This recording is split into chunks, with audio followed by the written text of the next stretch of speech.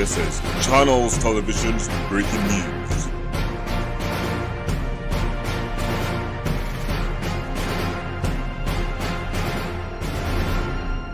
Hi, welcome to another episode of Inside Esports. I'm your host, Scott. And I'm his co-host, Brando Choi. And today we're going to talk to you about something pretty interesting. Esports and big business, how they are using globalization and vicarious management to influence the esporting world and the whole sporting world as we know it, and what it means for the foreseeable future. Now, Brandon, this is a pretty great topic we're on today. Esports hasn't been it's been around forever. It hasn't just popped up or anything in the last decade. In fact, it's only grown in the last decade. What are your thoughts on that? I think that's because of the changing interests of the young generation nowadays.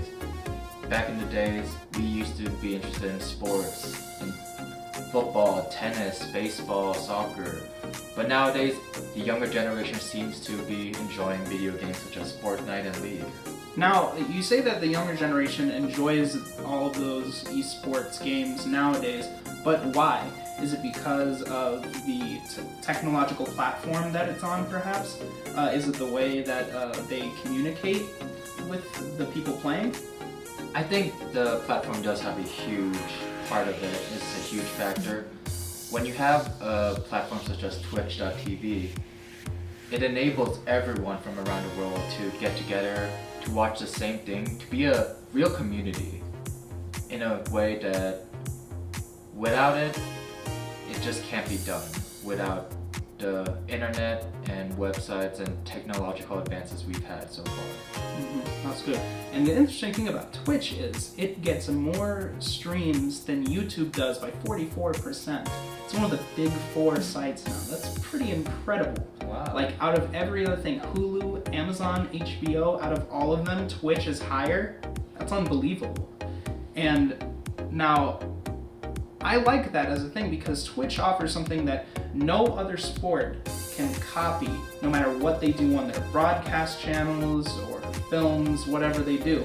And it's the way that they interact and let the audience interact with both the players and commentators on screen as it's happening live.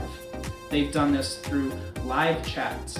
They do this through social media. People can tweet out everything and have it appear on the screen live as it's going. And commentators will give their live reactions to plays that in professional tournaments that are being made. And I believe that, that's why the younger generation is really, really looking forward to the future of what esports holds. Now, the other thing that is making esports huge is, of course, the sponsors. Now, let's get into that a little bit. What about the sponsors is so important for the future of esports, and why have they made such a big impact on it? Well, with companies such as MasterCard and Red Bull taking interest in esports, it's enabling students and the younger kids to actually head towards a path for professional video gaming. It allows them to actually do something that they quite enjoy and allows them to be very good at. And this way, you're actually making money from this, and it's actual viable career and less than a hobby. That's very true. And you know what's also interesting about it? They're offering scholarships to college students now who want to make it a career. And I think that's great, just because in order to actually further grow it, which it has amazing potential to continue growing. It's not at the peak at all. Oh no. We could be going way further. We could be making facilities for them, but that's for later. But the fact that they're offering these scholarships means that they're acknowledging the fact that these students and these younger generation kids are athletes in their own right. Now, that's the other interesting thing we really got to talk about today. That's what our viewers really want to know, is how are esports players really being considered athletes? How is the definition of an athlete changing along with them? The definition of an athlete is changing because we're no longer limited to the conventional methods that we used to have. It used to be only your body, physical training. That's what makes an athlete. If you trained every day and you got stronger and you got your body to perform the best you can at a specific sport, that was what made an athlete. But nowadays, it's really all about the skill of the players. Like, as a esports athlete, you don't have to work out generally. You might have to do a few exercises and stretches to make sure your body is limber, but you don't have to lift weights. You don't have to run miles and miles and miles. You practice and you get better. So in other words, it's not only limited to the physically gifted, it's pretty much unlimited to the amount of people that actually could become professionals or athletes in the sense of esports. Yes. Anybody can do it. It really enables the door to everybody. You know, you don't have to be talented with a great physical body. And you know what? It's because of that the communities for esports are actually so dedicated and loving towards the sport.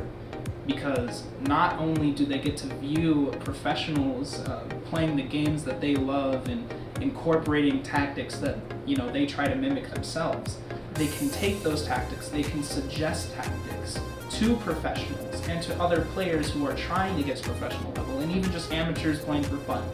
And they could share their knowledge with those people, and it could actually be viable. Because it's not only limited to the physically gifted, it's not only limited to the people who have big $1 million facilities. It's anybody with a laptop or some type of mobile device even, to where they could, actually incorporate those strategies into their gameplay. And I think that really strengthens the connection between the esports player and the audience, because they feel like they're actually connected.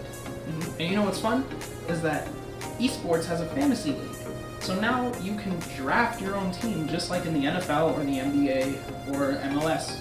You can go ahead and pick the players that are doing well each week, build your best team around it, and try to win the Summer's Cup or whatever game that you follow. Because there's a lot of them that have different cups, but it's mainly cups that they have for their professional tournaments. So I think that's really fun. And now that we've discussed all of that, what do you feel like the future of esports is? Do you think it's big enough to go into the big three? Could it become the big four? I think it'll become bigger and bigger and bigger. I think it'll just keep on growing as more and more people start getting into it. The game might change. It might not be the same video game that is at the very pinnacle. I believe there'll be ups and downs, changes, but I think esports will always be up there. Nice. Well, I believe that esports will eventually become the biggest thing this world has ever seen, until the aliens come down. Until the aliens. They're always going to get us. Exactly. Alright, well that's all the time we have for today's Inside Esports. I'm Cam Scott. I'm Brando Choi. And we will see you next time.